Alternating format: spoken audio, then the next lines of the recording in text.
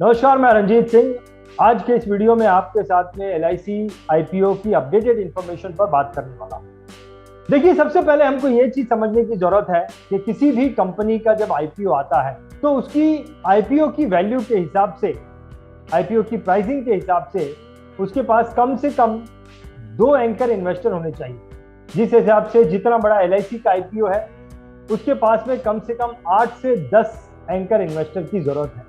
अब सबसे पहले तो ये समझते हैं कि एंकर इन्वेस्टर होता क्या है। देखिए, इंस्टीट्यूशनल इन्वेस्टमेंट या इंस्टीट्यूशनल इन्वेस्टर को एंकर इन्वेस्टर कहा जाता है। जिसे आप म्यूचुअल फंड भी समझ सकते हैं, या फिर फॉरेन पोर्टफोलियो इन्वेस्टर भी समझ सकते हैं, या फिर किसी कंट्री का सोवरिन फंड हो गया या पेंशन फंड हो गया। ये सारे जो है ये एंकर इन्वेस्टर है। इंस्टीट्यूशनल इन्वेस्टर को एंकर इन्वेस्टर कहा जाता है।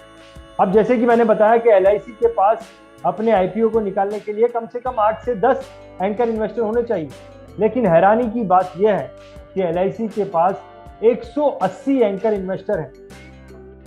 ये जो आंकड़ा है भारत के इतिहास में जितने भी IPO आए हैं उनमें सबसे बड़ा आंकड़ा है। 180 एंकर इन्वेस्टर आज की तारीख में LIC के पास है। अब इनमें से कई सारे एंकर इन्वेस्टर जो है, कई सारी कंट्रीज ऐसी हैं जो अपने गवर्नमेंट का फंड LIC के IPO में इन्वेस्ट करना चाहती है। अपना सोवरिन फंड जो है वो LIC के IPO में इन्वेस्ट करना चाहती है। उनमें से एक कंट्री सिंगापुर है, एक कंट्री कतर है, एक कंट्री अबू धाबी है, एक कंट्री कनाडा है, और कई सारे मर्चेंट बैंकर हैं जो कि LIC के IPO में इन्वेस्ट करना चाहते हैं। ऐसे कुल मिलाकर 180 एंकर इन्वेस्टर हैं, और कुछ एंकर इन्वेस्टर को LIC ने ऑलरेडी फाइनल भी कर लिया है, जिनमें से एक फिडेलिटी है, एक ब्लैक रॉक है, एक JP मॉर्गन है, एक स्टैंडर्ड लाइफ है, और एक सैंड कैपिटल है। ये इन एंकर इन्वेस्टर्स को LIC ने ऑलरेडी फाइनल कर लिया है। देखिए, गवर्नमेंट LIC के करीबन 5% स्टेक को मार्केट में बेच रही है, जिसकी वैल्यू करीबन 60 से 70 हजार करोड़ की है। 60-70 हजार करोड़ का IPO LIC का आने वाला है। अब तक इतना बड़ा IPO भारत में कभी भी नहीं आया था, और 5% वैल्यू है 60 से 70 हजार करोड़ IPO की। इन 60-70 हजार करोड़ में से 18 हजार करोड़ एंकर इन्वेस्टर इन्वेस्ट कर सकते हैं। देखिए, LIC का एम्बेडेड वैल्यू जो है वो करीबन 5.4 लाख करोड़ है। करीबन 5.5 लाख करोड़ LIC का एम्बेडेड वैल्यू आया है। सबसे पहले तो ये समझते हैं कि एम्बेडेड वैल्यू क्या होता है।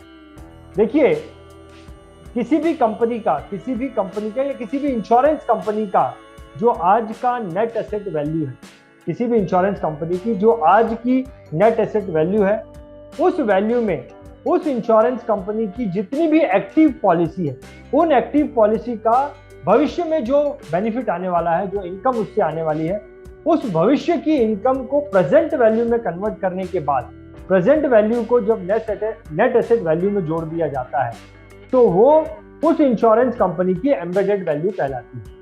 तो LIC की एम्बेडेड वैल्यू करीबन 5.4 लाख करोड़ आई है।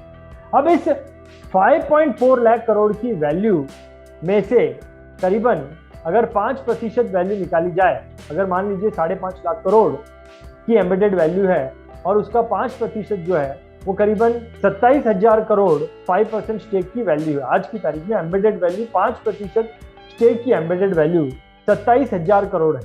अब 27 हजार करोड़ की एम्बेडेड वैल्यू को LIC जो है करीबन 60-70 हजार करोड़ में बेच रहा है, यानी कि करीबन 2.5 गुना रेट में LIC अपने स्टॉक्स को बेच रहा है। आज की जो वैल्यू है उससे 2.5 गुना रेट में LIC अपने स्टॉक को बेच रहा है।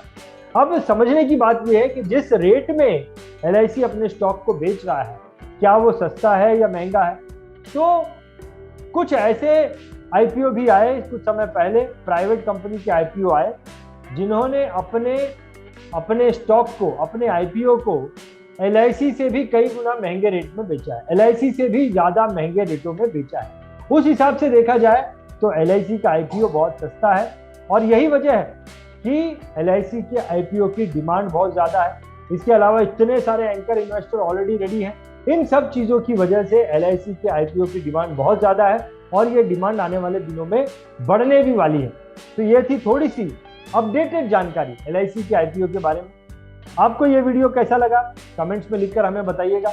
आपको अच्छा लगा है तो इस वीडियो को लाइक भी कीजिएगा, आपके जान पहचान वालों के साथ इस वीडियो को शेयर भी करना, और अगर आपने अब तक हमारे इस चैनल को सब्सक्राइब नहीं किया है तो चैनल को सब्सक्राइब भी करना। अगले किसी वीडियो में मैं आपसे फिर मुलाकात करूंगा, तब तक के लिए अलविदा, बहुत बहुत धन्यवाद।